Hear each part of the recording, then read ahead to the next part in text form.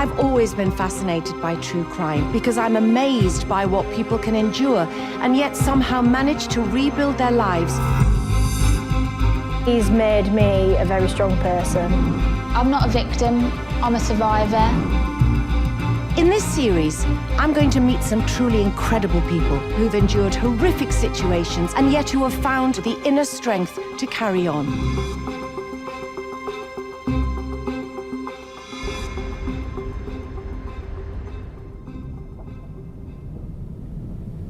I'm meeting a man who was very outgoing, a lorry driver. He travelled up and down the country. He loved riding motorbikes. He was full of confidence and strength with a very gregarious personality. But after meeting a lady he met on a dating site, all of that slowly eroded away. Before I met Tracy, I was very confident, outgoing. I used to be joking around. A lot of people at work used to try and say to me, what's the matter with you? You're not as jokeable as you used to be. Now you're just all a bit quiet. And this is probably the reason why. It's because all those years that was going on, I didn't realise that it is domestic abuse. I felt it was really important to meet this man and hear his story. Unbelievably, there is still a stigma attached to male victims of domestic violence. So it was incredibly brave of him to seek help, which ultimately saved his life. The more upset I got, the more the names came. That was all through the night until the morning. Their name calling then turned into like punching. I remember this time that I got in her way, and as I didn't get away quick enough, she punched me in the mouth. In 2019, almost 800,000 men experienced domestic abuse. And over the last decade, instances of the kind of shocking violence Tony Hannington suffered at the hands of his wife, Tracy, have steadily increased. There is a stigma around men who have been the victims of domestic violence. The more men who are brave enough to come out and say, this has happened to me, that will enable other people to feel that they could also come forward and get the protection of the law. After 6 years of what became a living hell, I want to find out firsthand how bad it actually got and how it feels to be a survivor. I'm not really talking to you because you've always threatened violence towards me. Oh, you weak little man. Look at you. They don't know what you're like to live with. You're weak and you are spineless and you're a horrible person. And what you've done to me today is the final nail in the coffin. I go to court, I admit, yeah, I murdered my husband. Why? Because I hate you. Moving out of the bedroom, treating me like I was irrelevant. Well, I matter to me. You don't want to put a knife in me. Oh, yes, I do. Oh, yes, I do. But you ain't got the to turn up on this door, have ya? Because you know I'd do it.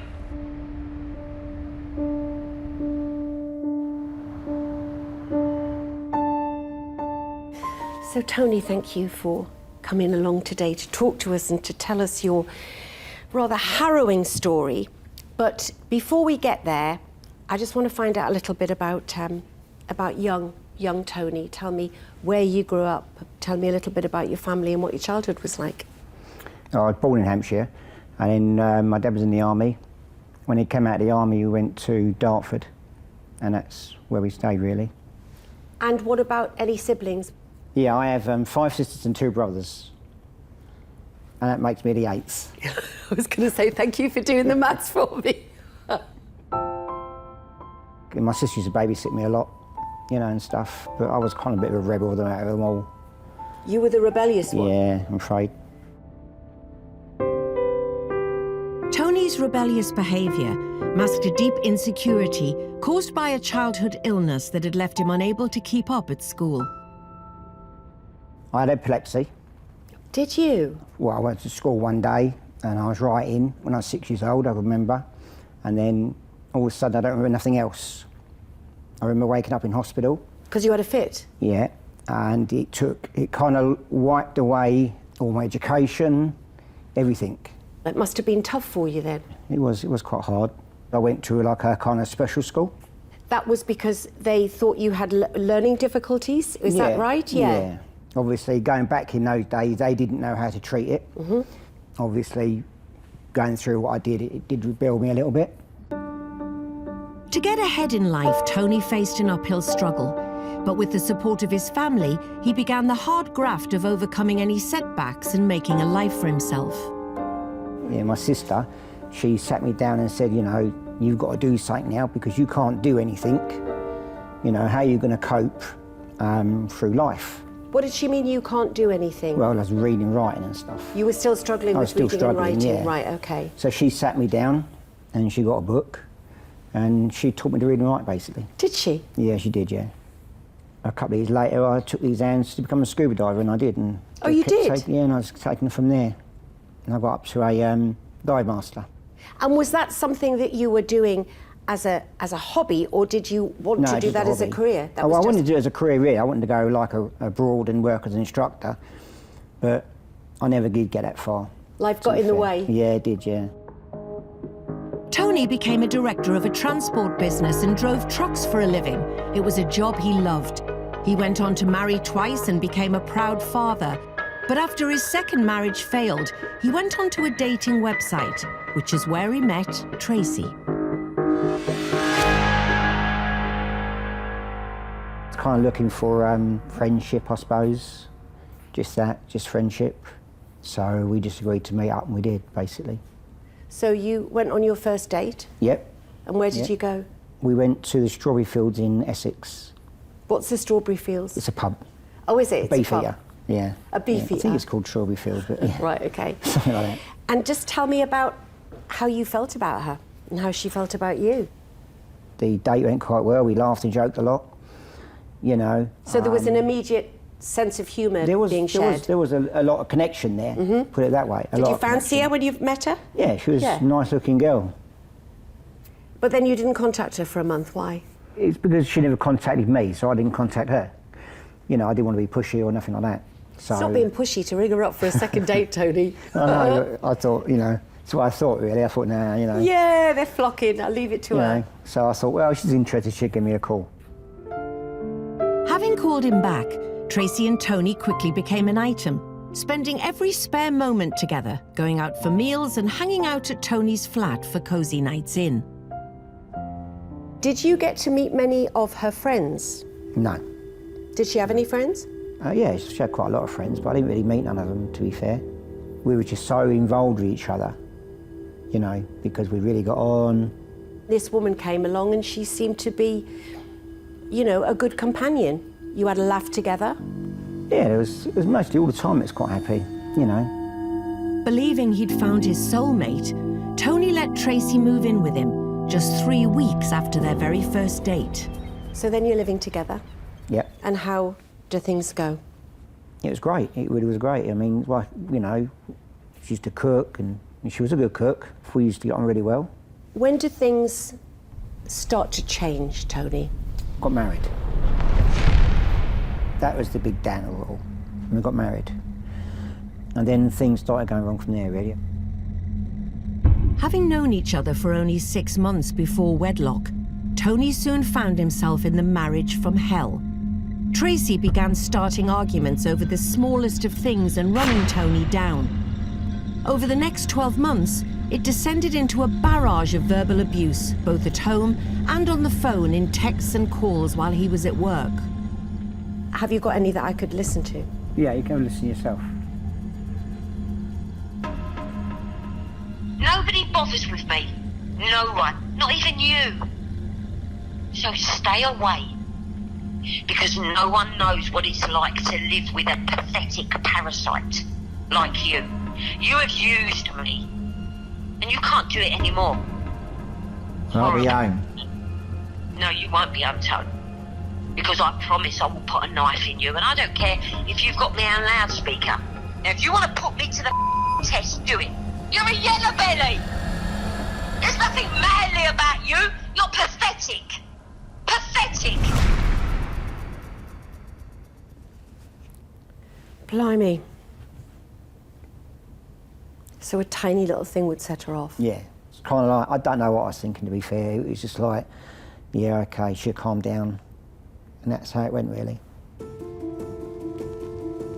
I'm Dr. Linda Papadopoulos. I'm a psychologist. I work with people that have had trauma.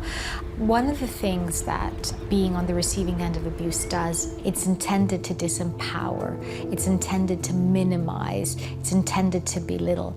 Domestic violence often starts out, subtly, right? So it's mean little comments here and there, or it may be in terms of control. So if you say something, I'm going to speak over you and assert that physicality and control. So it starts off small, but then slowly but surely it escalates. Tracy's behaviour began to spin out of control, to include spitting and threats of physical violence. Tony reached out to his good friend, Maxine. He was in a pretty bad place. I didn't really know much about his domestic violence, just that he wasn't in a very good place in his marriage. He would text me, not just once a day, several times a day, about what Tracy had done, what Tracy had said. She called him a parasite. He was useless. He had no backbone. They were just the normal texts that he'd get, basically swearing at him and calling him names to start with. His problem was he was too kind, and she preyed on that. She used to say I was like a red rag to a bull with her, and as soon as she saw me, she used to kick off straight away because she couldn't help it. It's just the way she is. Tracy's capable of anything, really, when she gets in the mood. Sadly, Tony was blind to the early stages of Tracy's abuse and accepted it as the norm, but the honeymoon period was well and truly over. Yeah, no, you've done this. Are you proud? You've done this. Don't push. Oh, what are you going to do about it? I've been hitting you for months. You ain't got a set of bollocks. Weekends were worse because he wasn't at work. She whacked him on both arms and took the layer of skin off. It was a daily thing from there on.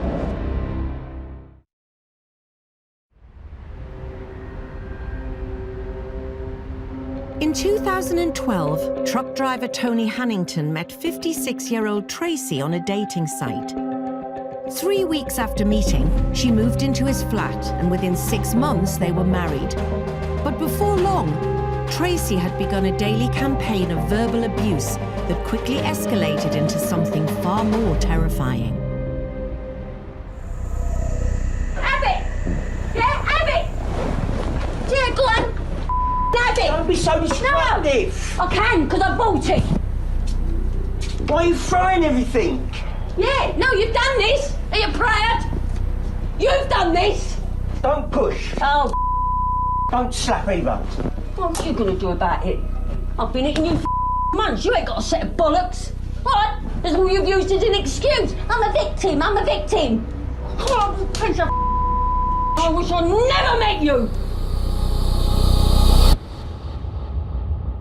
Tony, when I'm listening to that, it's frightening.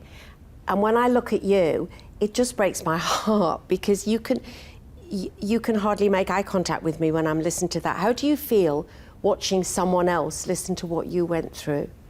It's kind of hurtful, really, and probably a bit degrading, because, like, being a bloke.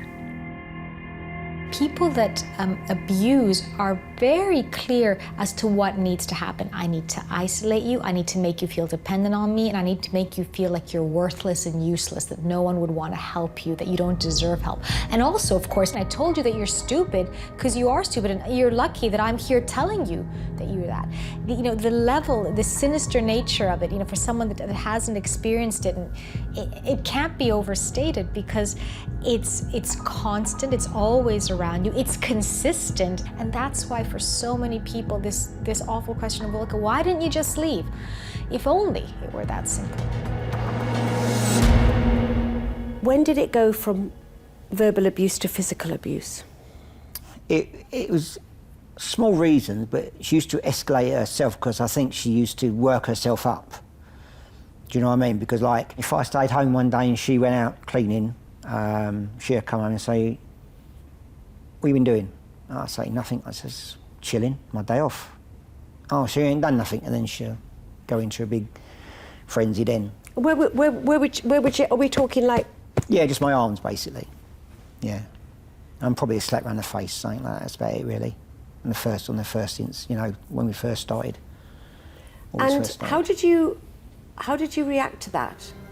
I didn't really do anything, to be fair, because, you know, I used to think of my dad saying to me, you know, you should never hit a female. Having never raised a hand to Tracy, Tony continued to suffer in silence. He had every right to call the police, but was too scared after Tracy warned him she'd claim he attacked her. Tony being afraid to call the police, thinking, well, actually, they're going to turn around and arrest me if she says that I've been beating her up, is a legitimate concern, unfortunately. It's difficult because the reality is that at a trial, it may be harder for a man to convince a jury that he has been the victim of domestic violence. I bought it all of this. I bought every bit of it. I've put it in the bin. Ouch! Don't stupid! Sharon, No, you think you're clever? Yeah? Let's have some more, shall we? Don't be stupid! Hate you! Hate you! Let me tell you, I'm going to get scissors. I'm going to cut bedding up. You know why? Because I bought it. I can. Don't cut things up with scissors. Well, I will. I can because I bought it. Don't come anywhere near me. Get scissors away from me. By the second year of Tony's marriage, the attacks had become so bad, others tried to intervene, but they soon backed off. My neighbour came in once or twice and tried to calm Tracy down, but she never came in no more times than that because Tracy then used to get more violent than what she was. I always said to him, but you need to report this. Yeah, but you don't know what she's like. And no, I didn't know what she was like until the end. Tony was on his own, trapped behind closed doors with a home life as bad as any horror movie. And the awful truth is, 1 in 3 victims of domestic abuse today are men, yet so few are willing to talk about it. There is a stigma around male victims of domestic violence. And it's something that does happen, but it's not something which is spoken about very often. And the more people like Tony who come forward and tell their stories, I think will encourage more men who are suffering in silence to also come and tell their stories. At the time, Tony often came close to confiding in his male friends and colleagues, but he always backed out for fear of sounding weak. I used to work for a company, and I used to work for this guy. He was a great guy, great boss. You know, he couldn't ask for no more. And one day I said to him, I've got to go, mate. I said, I'm a bit stressed, I can't really handle this. And he knew, I think he knew what was going on, because he used to ring me, he used to text me in the course of the evenings sometimes, say, are you okay? I used to start saying, yeah, you know, and he goes, do you want tomorrow off? You know, I can cover it. And I was going, no, I'll come into work. Without telling his boss what was really going on, Tony did his best to cope with his wife's dangerous and erratic behaviour, even moving out of the marital bedroom when things became unbearable. But his gentle nature and refusal to rise to her provocation just seemed to aggravate Tracy even more. Were you hoping that if you didn't show a big reaction, because it's not your nature, that it would stop? She wanted a reaction, but I wouldn't give her one. That's what made her worse. Because I'd feel guilty. If I ever go at someone, I feel guilty. Just point blank about anything, you know. Even if you're completely in the right? Yeah, to be fair. Was she remorseful after one of these attacks? Oh yeah, she always used to say to me, oh, I'm sorry, but then we say, let's call it days, you know, it's not working. And then it'd be like, no, we'll draw a line underneath it and start again, do a fresh one tomorrow, but then like 2 days later, it'll all be the same again. And that's how it went on. Looking at it now, I just think it was a game for her. The game turned deadly serious when Tracy started threatening the use of lethal weapons to carry out her punishments, pushing Tony ever closer to calling in the police. She pulled a knife on me. That's the time she was on about killing me. And then I went for one of my friends and my next door neighbour, I was really worried about going back home. And then there was a policeman sitting on the corner. I spoke to him about it all. He said, I'm going to arrest her. And of course I said, no, I don't want that sort of thing, you know, because obviously you don't want to see people arrested. And plus in my head, I was thinking, if she gets out, it'll be 10 times worse. So it's a vicious circle then, because you're thinking you can never get out of this. Yeah, no, you just go to and fro, you sit and think, well, I can't get out of this, I can't get out of that. Throughout his ordeal, the only person Tony confided in was his friend Maxine.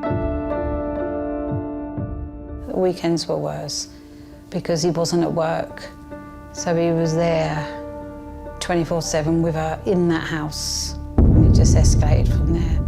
She whacked him on both arms and took the layer of skin off.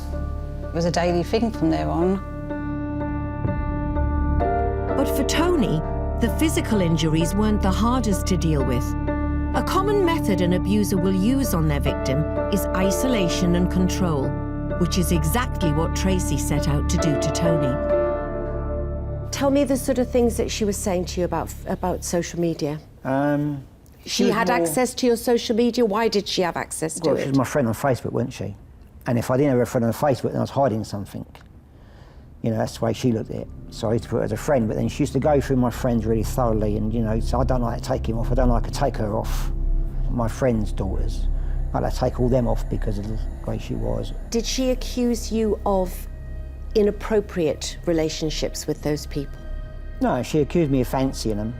That's why they're on there, because I fancy them. I said, well, no, they're on there because they're friends of my friends, or their daughters of my friends, you know. So she would accuse you of fancying younger people? Yeah, she always accused me of having affairs and stuff, you know, even though I wasn't. Because, I mean, I was into motorcycle at the time, and if I had motorcycle friends that are females, I'd take them off as well. Tracy and Tony had by now hit the 5-year mark in their marriage. Tracy had gained complete control over her spouse by using anything she could to help her stay top dog. She asked me to remove a friend, and it was a guy, but she didn't want him on there, so she then went away. And next to the bedroom where where I was sleeping used to be a cupboard with no door on it, and in there I used to keep some tools. And that's when she came out with a piece of wood that I used to keep in there, and she struck me that a couple of times across my legs. God, it's like a scene from Misery, the film. Yeah, I mean, she just kept punching me in the head, and I just put my hands up like that to not hit my face. Did you not even restrain her? No, because I was too much scared that it got into a fight, that she might lash out even worse, so I just thought I'd let her just crack on. Did you always sort of sleep with one eye open, thinking that something might happen? No, I used to sleep with a dog. And when I used to go to bed, he used to come to bed with me. So he used to sleep up above my head. So when Tracy came in the room, like she's done a couple of times, she's come in my room and he's moved. And I opened my eyes and she's standing there looking at me. And that's all she did, was stand and look at me. That's terrifying. As well as the beatings and now constant death threats, Tracy was slowly adding to her arsenal of weapons, with some now sharp enough to kill. Get scissors from me! Because if they go in you, they're going in you to kill you. Now, off. Once the knives were involved, then she didn't really touch nothing else apart from the knives. I just lay there worrying, not knowing whether she killed him or he killed himself.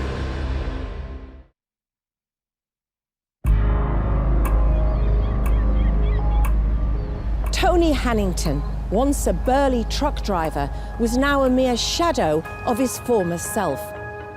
After a 6-year marriage to a violent, controlling manipulator, Tony lived in constant fear. I think she did know that I was scared of her, because I used to tell her enough. Because I did say to her a couple of times, I'm scared of you when you're in a mood like this. And she used to say to me, you should be. And now with his wife not only threatening to use weapons on him, but actually attacking him with them, his fears grew even stronger. Would he make it out of this abusive relationship alive?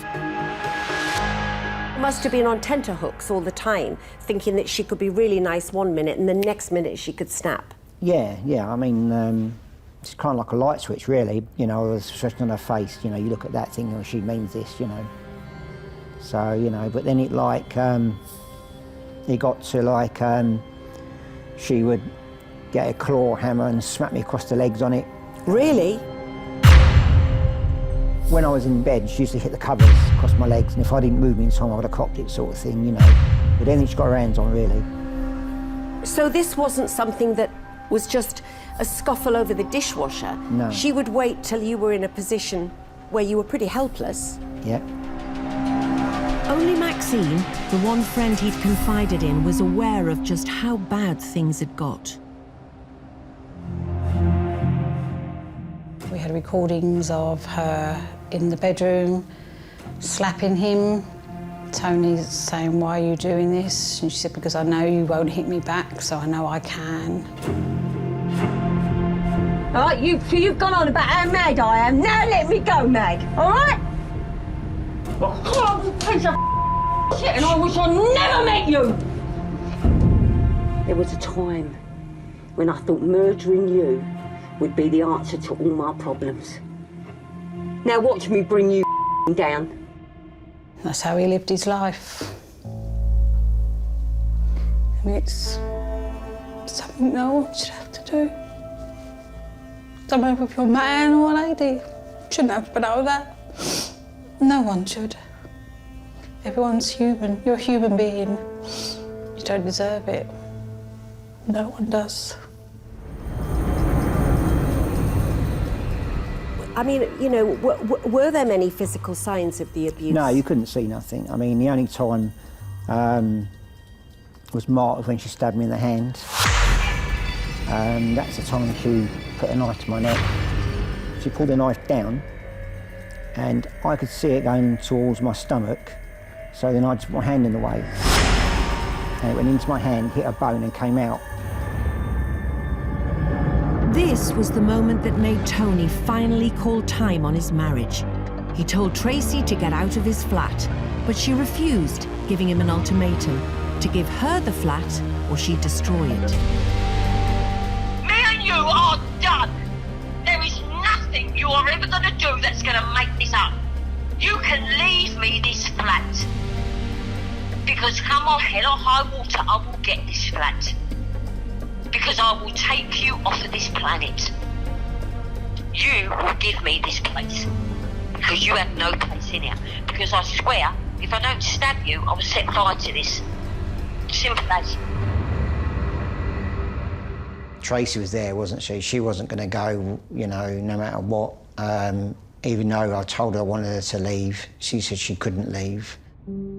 Unable to see a way out, Tony hit rock bottom.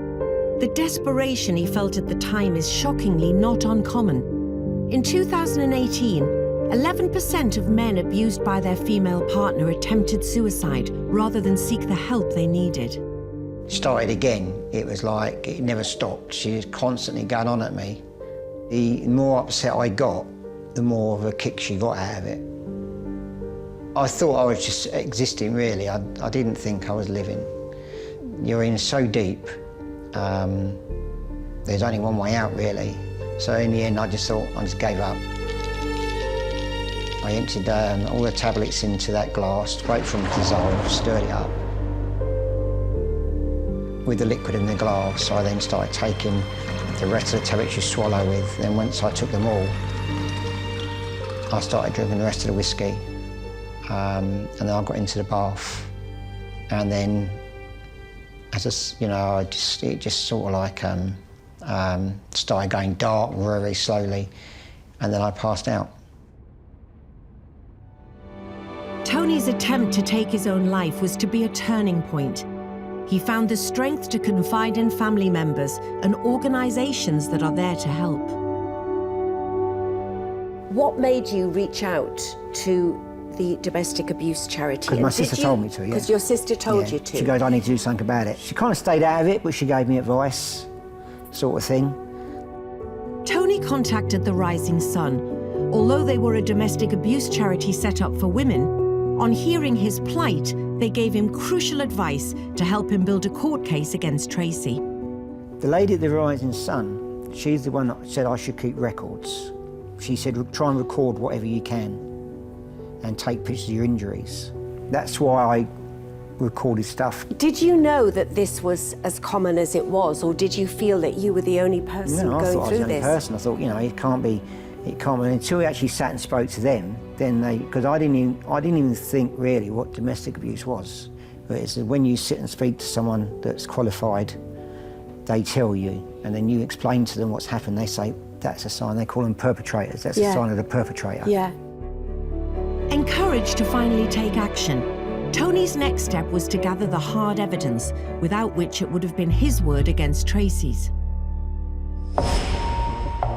It's always harder to gain a conviction where it is one person's word against the other. It's not impossible, you know, a person's word is evidence, but it's one person says something, one person says something else, and it's up to the jury to determine, you know, who's telling the truth. Whereas if you have independent evidence like a voice recording or pictures of injuries or some DNA or something like that, then obviously it will make the case against the defendant harder because there will be independent evidence and it won't just be one person's word against the others. Tony enlisted the help of Maxine, who'd offered him support from the very beginning. You're the only person I really spoke to about it, isn't it? You didn't share anything with anybody else? No, just you. Then she started to physically hit you. It started off with minor things, to planks of wood, to claw hammers. Then we went to paint scrapers that you scrape the paint off the wall with, on like a metal sheet. And the worst was the knife. With Tracy now monitoring Tony's phone calls and texts, Maxine hatched a plan. She would give Tony a second phone to help him gather evidence of the abuse without Tracy detecting it. I took out a new contract on my phone and gave you my contracted phone.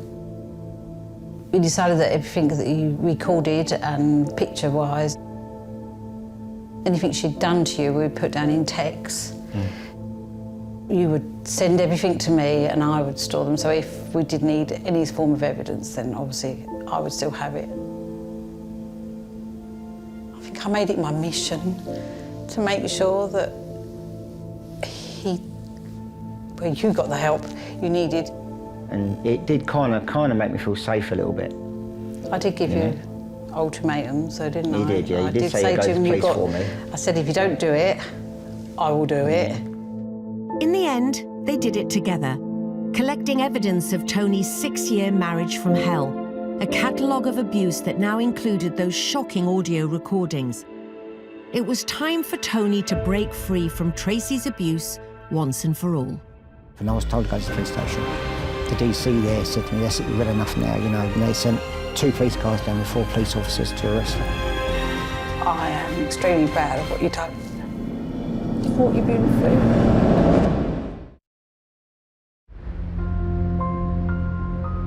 After years of abuse, the domestic violence suffered by Tony Hannington at the hands of his wife Tracy culminated in her attempt to stab him. Both he and his friend Maxine were convinced that if he hadn't sought help when he did, he may not have survived. There's no way I was walking away and let him live a life like that. If you need help, then you should push yourself forward. You should actually say, I need help. And whether it makes you look macho or not, it doesn't matter. If you need help, you need help. Tony approached a domestic abuse charity, Rising Sun, and with their support, he set about seeking freedom and justice. Well, Tony was given advice to gather evidence in the form of tapes and covert recordings. It was good advice, because what it meant is that it was easier for him to present that evidence to the police and to gain a conviction. What led up to her arrest? It was because I used to go to the police station, and every time an incident happened, I was told to go to the police station. And then the DC there said to me, that's it, we've read enough now, you know, whatever you say, we're going to put your safety first. Because you kept going and then not pursuing it. No, they just kept going and thinking, you know, record anything I say, and that was it really. So every time I went into there, they recorded it, and they sent 2 police cars down with 4 police officers to arrest him. In October 2019, 7 years after first meeting the wife who almost killed him, Tony got the justice he deserved. So, Tony, what was Tracy actually convicted of? What did they say before they sentenced her? ABH. Which is actual bodily harm. And she was done for controlling and coercive behaviour. And actual bodily harm is different to grievous bodily harm. Yeah, because I never went to hospital. You didn't go to hospital when you were stabbed through the hand. You just didn't. I didn't. I just covered it over with a bandage and stuff, and just let it heal itself, which took a while. Without a hospital record of the stabbing, a charge of GBH couldn't be brought against Tracy. But the catalogue of abuse collected by Tony and Maxine left her nowhere to hide. This is the second time she went to court. It went to a magistrate's court. He read all the reports and the text messages, the pictures and the videos, and he said to her that basically he can't give her a stiff enough sentence. He felt that she deserved a stiffer sentence than he could give her. Yeah. So then he suggested it go to Crown Court. Was there a jury? No, because she admitted it. So it was only a sentencing. So there wasn't a jury because she admitted it. It was a sentencing. It was a sentencing, yeah. And you were outside. You were somewhere else. I was in one of the waiting rooms, yeah. They said, you know, it wouldn't be right for me to go in because it'd be too upsetting. Tracy's hold over Tony had been so complete and destructive that even in court, his legal team put steps in place to shield him from her. It's a natural thing for the victim to blame themselves all the time. So is that why they didn't want you in court? Because you would start saying, oh, it's my fault, it's my fault, it's my fault. No, because she could see me upset because what was going on and stuff. And the barrister said, you know, because I said to the barrister, can I go in there? And she said, well, I don't think it's a good idea because you're upset as well. You know, because she could see me, I had like tears in my eyes and stuff. And she said no. To be fair, I was told that despite what I say, she would still go to prison, basically, because she broke the law. And what was the sentence? 1 year prison sentence, and she got 1 year suspended. Whilst behind bars, Tracy was given the opportunity of an early release. She showed no remorse in what she was doing, so they kept her in there. And reviewed it another month. And in the end, she stayed in their prison for 8 months when she could have come out in 6 because she showed no remorse. After completing a sentence, Tracy was slapped with a restraining order, and that gave Tony the chance to build a better and safer future out of harm's way. Do you still live in the property where the abuse took place? No, because medical records and Tracy knowing where I used to live, they've moved me to a little bungalow in the other part of town. And has that helped?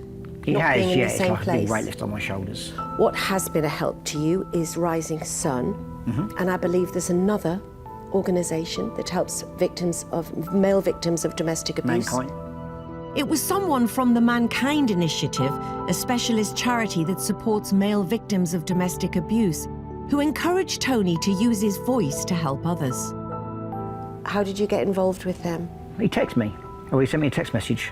This is when your story went in the newspaper? Yeah, I mean, he sent me an email, you know, and I sent one back, and we started chatting from there. So now I ring him every now and then, you know, and he's quite a nice guy, and we just sit and talk, you know. Talking to someone else is such a huge help. The more people that you can involve in this kind of support group is going to be so helpful, because then people can see the signs. You know, what else helps you is, like, you know, because when it's went in the papers, went on the news and that, you get text messages from people saying they're really sorry and stuff, you know, messages. And I had a couple of messages from 2 or 3 of my girlfriends I had before I met Tracy, between my marriage before, you know, saying how well I treated them. But the fact that your ex-girlfriends have come out and said that you treated them very well must have really helped with your recovery. It was really nice for them to say it. But I just want to wish you all the very, very best. I want to say thank you for talking, because I know it's been hard for you. I want to say thank you very much. Definitely. I think it's critical that Tony is speaking out, because you've got to, I guess, remember how shame works, right? The underside of secrecy is shame. So while he was keeping the secret and not speaking about it, there was a part of him that didn't feel entitled to his pain. When you're able to speak about it and kind of expose it, then that shame goes away. You know what? I'm going to tell my story 100 times, and maybe one person hears it, but I will have made a difference. I am really, really bad. I know you think I'm not, because I don't really show it and I don't show my emotions very well, but I am extremely bad at what you've done and what you've been through. I can now look back and say I was being abused, even though it's still hard for me to think I went through that. Because before I met Tracy, I was quite a strong person. Yeah, you said you were strong. And I wouldn't take nothing from no one. I can feel the confidence growing in a way, but... I can see it. As an outsider, I can see it. Each day grows a little bit. But if I've got to be totally honest... Because you're gobby now. Yeah. And you never used to be. No.